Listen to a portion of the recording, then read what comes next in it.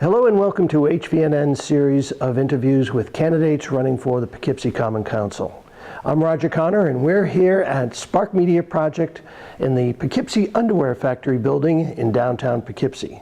And joining me right now is Rob Page, candidate for the First Ward Council member position for the City of Poughkeepsie. Rob, thank you for making the time. Thank you. Thanks for having me. I really appreciate it. Well, let's start off by telling me a little bit about why you live in the First Ward and what you love about the City of Poughkeepsie.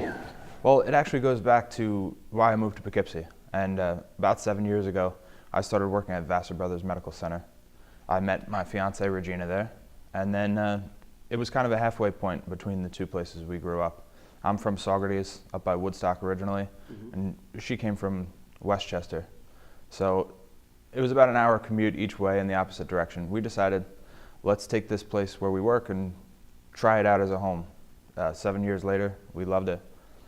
2 years ago, we bought our first house down in the First Ward.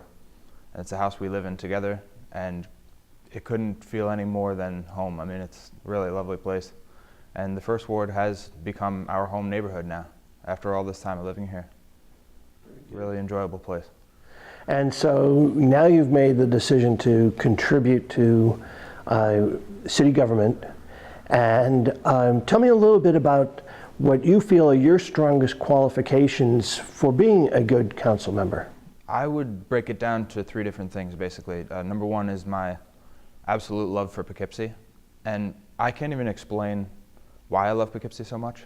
It's just where I came from was a smaller town. You know, everybody kind of knew each other, and a slower pace. I like that Poughkeepsie's bigger, more developed, and has that a little bit higher pace, you know, and lifestyle. It's also close to the train, so that's number one. Number two would be my personality.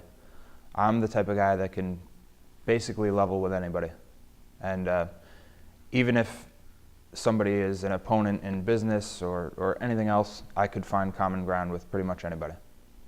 And you know, I think that's an excellent skill. The third thing would be my business background. And I'm very familiar with managing money. I'm very familiar with taking control of projects and working with people and also municipalities. At one time, there was a time actually when I owned 3 different properties in 3 different counties. Now, that's local municipalities, that's county governments.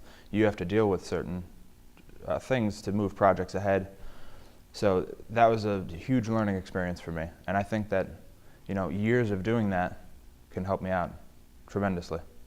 Elaborate on that just a little bit, because folks may not know that you're involved in real estate. Is it residential, commercial?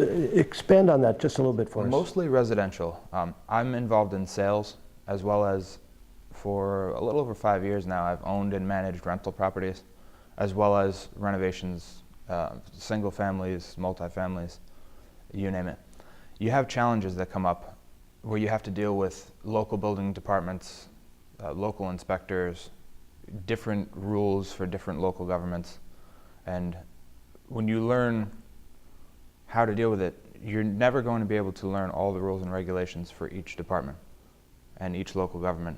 But if you learn to develop the people skills, then everybody's usually willing to help, you know. And I've heard horror stories of people dealing with local government. It just doesn't seem to happen for me. And I'm not sure if that's a natural talent that I've developed or practice. Could be, you know. Very good.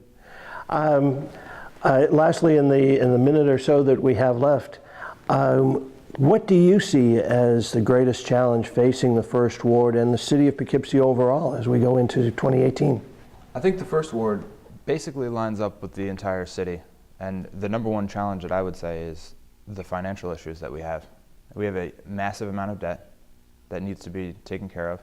I do think this administration is doing the right thing to make that happen.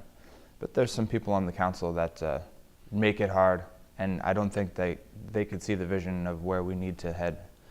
What worries me is that one of the issues that I hear about when I talk to people in the street is the buses and how we lost our buses. So if you boil that down to the root of the problem, it's the finances. So what we need to do is make sure that's on track, because I worry about in the future, if we don't get this under control now, we could potentially lose more services as taxes still increase. We're facing a potential penalty of around 1.6 million if we don't finalize the bus service.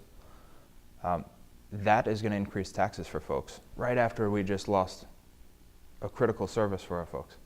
So those two, at the same time, you're not going to bring in new people that decide, oh, it sounds like a great place to live.